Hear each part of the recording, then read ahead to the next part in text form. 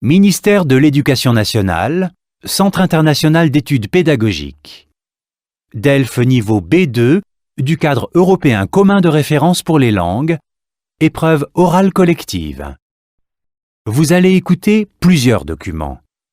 Avant chaque écoute, vous entendez le son suivant.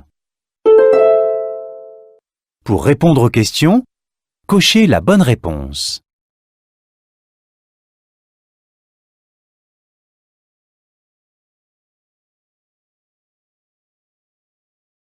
Vous allez écouter 2 fois un document. Vous écoutez une émission à la radio. Lisez les questions. Écoutez le document, puis répondez.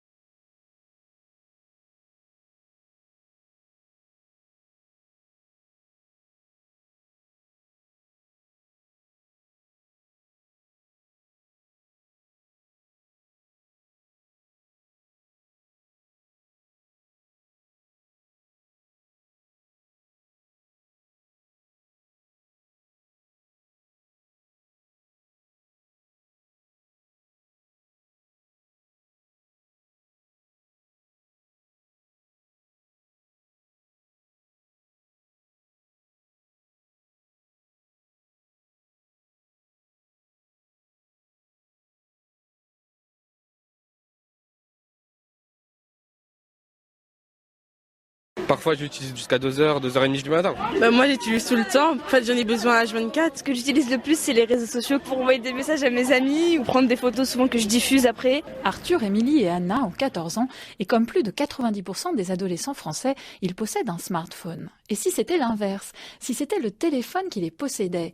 Pour la psychologue Béatrice Copper-Royer, l'emprise est réelle, en cause en particulier les réseaux sociaux. Ça crée une certaine dépendance, c'est-à-dire qu'ils ont l'impression qu'ils sont presque contraints d'être dans cette communication à outrance parce qu'ils ont énormément peur de passer à côté de quelque chose, d'un dialogue dans lequel ils ne pourraient pas intervenir.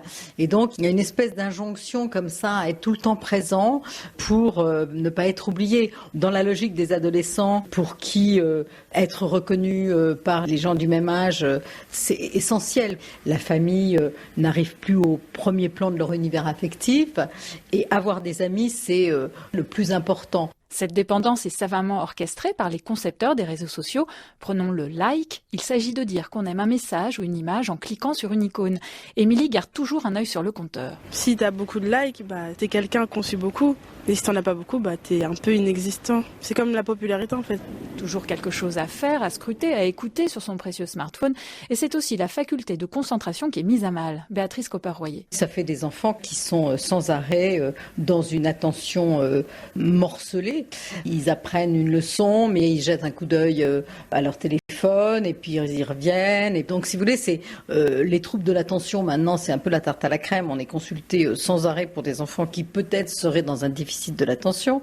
Et en réalité, l'attention est tout le temps interrompue. Et c'est un gros effort pour eux d'avoir une attention plus soutenue.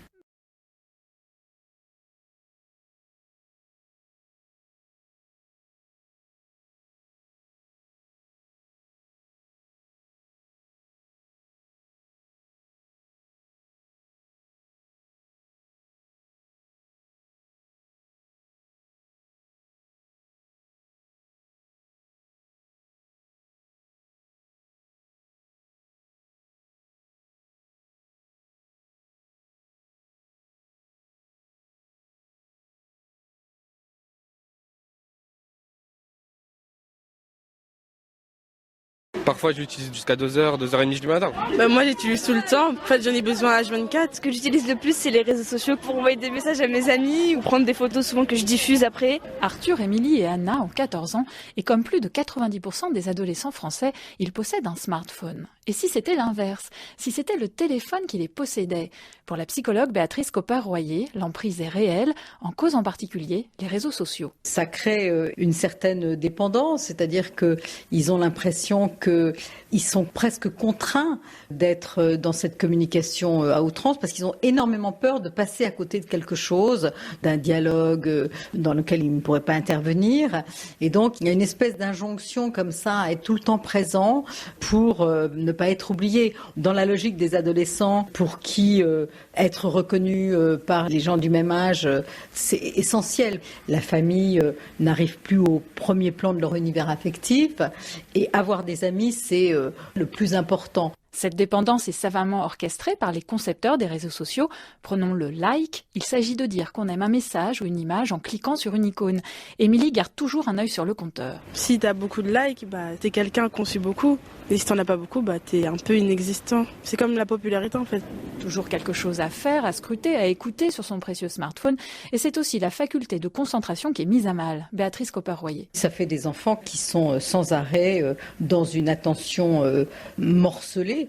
Ils apprennent une leçon, mais ils jettent un coup d'œil à leur téléphone et puis ils y reviennent. Et donc, si vous voulez, c'est les troubles de l'attention. Maintenant, c'est un peu la tarte à la crème. On est consulté sans arrêt pour des enfants qui peut-être seraient dans un déficit de l'attention. Et en réalité, l'attention est tout le temps interrompue et c'est un gros effort pour eux d'avoir une attention plus soutenue.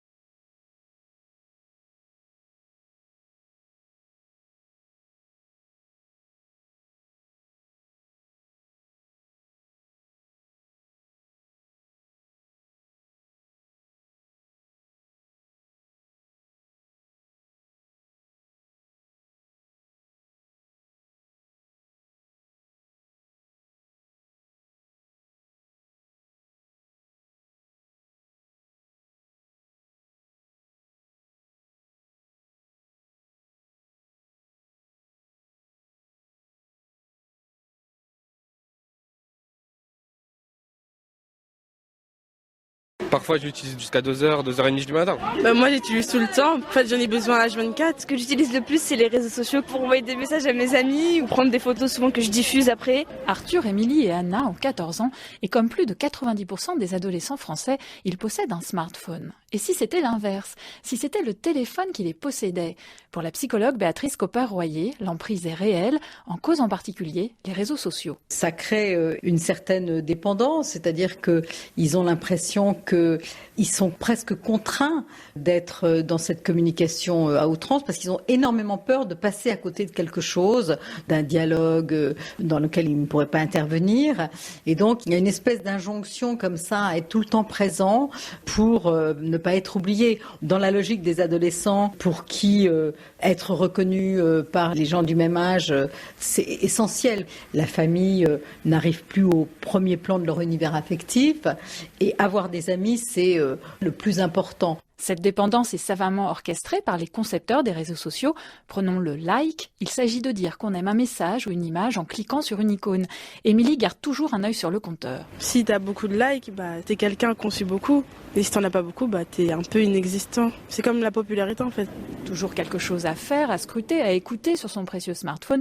Et c'est aussi la faculté de concentration qui est mise à mal. Béatrice Copper-Royer. Ça fait des enfants qui sont sans arrêt dans une attention morcelée. Ils apprennent une leçon, mais ils jettent un coup d'œil à leur téléphone et puis ils y reviennent. Et donc, si vous voulez, c'est les troubles de l'attention. Maintenant, c'est un peu la tarte à la crème. On est consulté sans arrêt pour des enfants qui peut-être seraient dans un déficit de l'attention. Et en réalité, l'attention est tout le temps interrompue et c'est un gros effort pour eux d'avoir une attention plus soutenue.